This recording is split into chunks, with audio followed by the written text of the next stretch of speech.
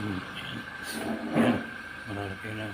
Tumubo na yung kamote yung pinalim ko. Ang 3 araw yan. Tama-tama na lang. Nagsalimutan.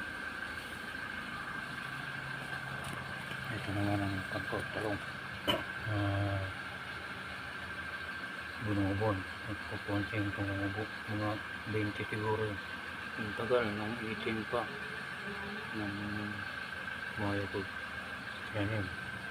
Isang buwan na. Siguro, lilipat ko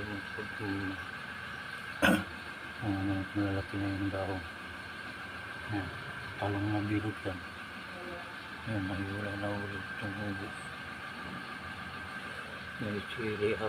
Transfer ko yan pag maganda-gandang panahon sa hapon. Yan ang ganyan.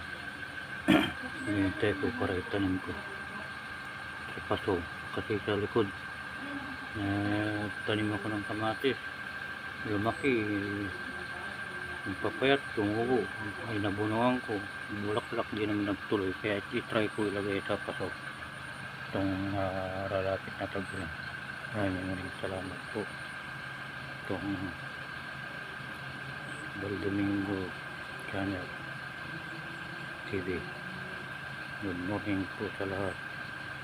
And may you have a nice day to all. God bless.